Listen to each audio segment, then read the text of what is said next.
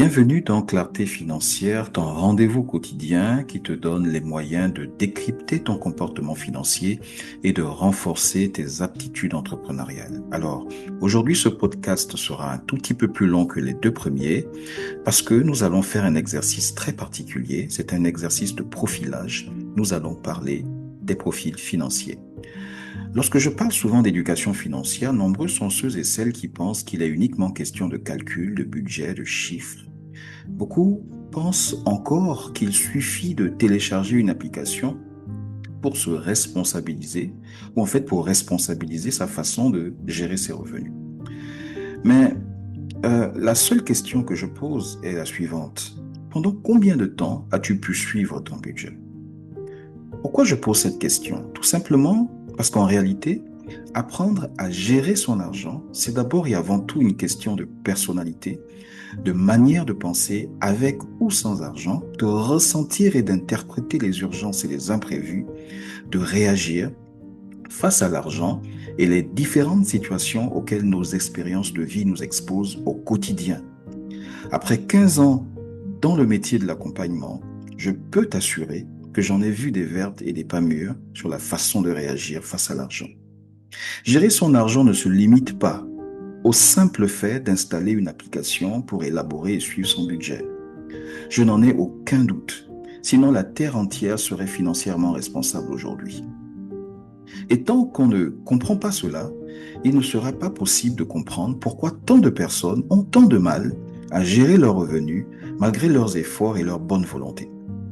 Je vois malheureusement encore bien trop de programmes d'entrepreneuriat ou d'amélioration de la qualité de vie au travail qui ne prennent pas en compte cette dimension du rapport à l'argent des entrepreneurs ou des salariés en stress financier. Donc, clarté financière, nous nous sommes investis pour identifier les différents profils financiers. Ils ne sont ni bons ni mauvais, chacun a ses limites, ses forces, ses pièges. Et souvent, on en a un qui est prédominant. C'est notre profil financier principal.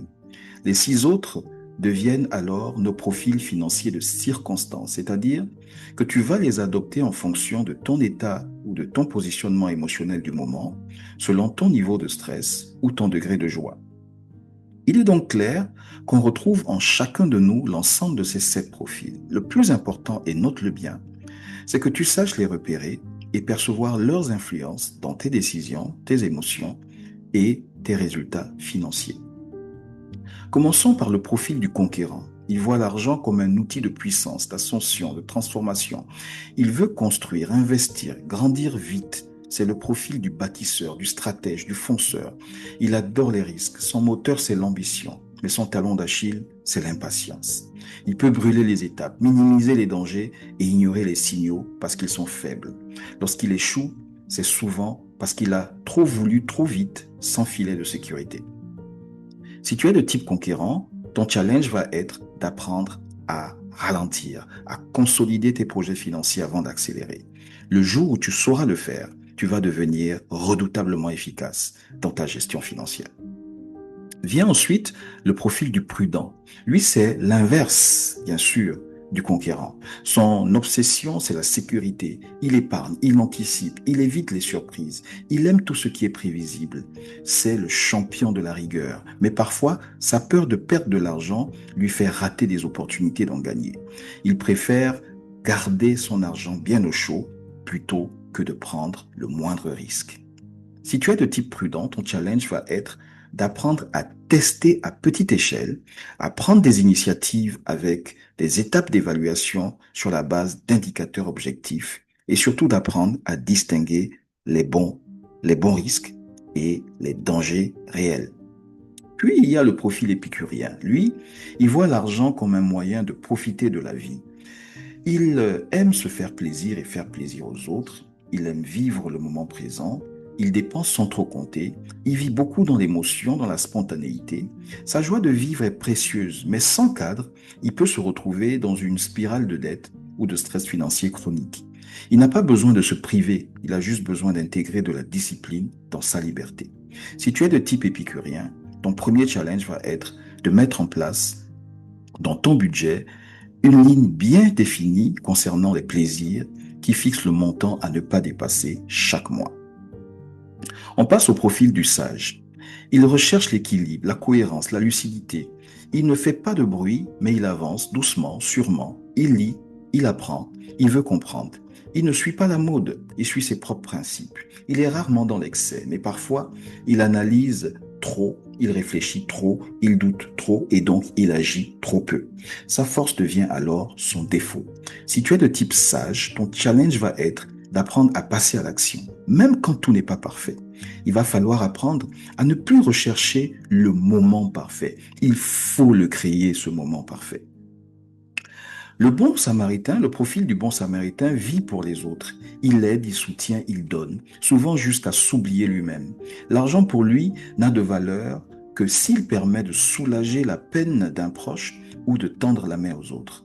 Mais à force de toujours vouloir secourir, il s'épuise financièrement, il se met en danger et parfois, soit il devient dépendant de ceux qu'il a aidés, soit il n'ose même pas demander de l'aide car c'est trop gênant pour lui qui a toujours pris l'habitude d'être celui qui vient en aide. La perspective de devenir celui qu'on aide le gêne énormément. Si tu es de type bon samaritain, ton challenge va être d'apprendre à poser des limites, à te dire je peux être généreux sans me sacrifier. Aider ne doit jamais signifier s'abandonner. Passons maintenant au profil du méfiant. Il voit l'argent comme un terrain dangereux. Il se méfie des banques, des investisseurs, des partenaires, parfois même de ses proches. Il préfère garder le contrôle, tout vérifier, tout verrouiller. Il a sans doute vécu des expériences douloureuses, des trahisons, des pertes, mais cette méfiance peut l'enfermer. Elle lui coûte de belles opportunités. Pour évoluer, si tu es de type méfiant, tu dois apprendre à distinguer les vrais signaux d'alerte et les projections extérieures de tes propres peurs irrationnelles intérieures.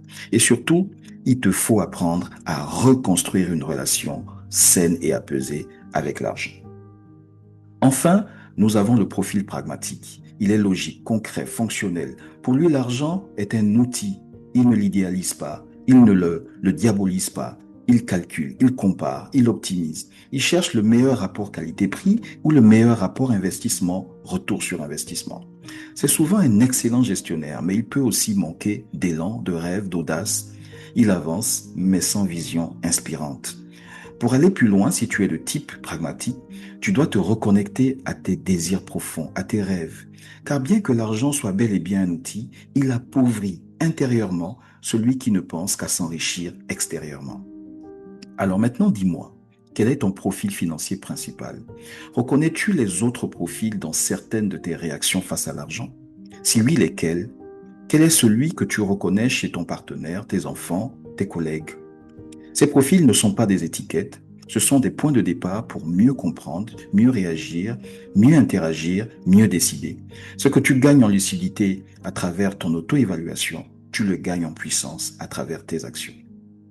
Je te laisse avec cette phrase. L'argent suit plus souvent la direction que lui donnent tes émotions plutôt que celle que lui donne ta raison.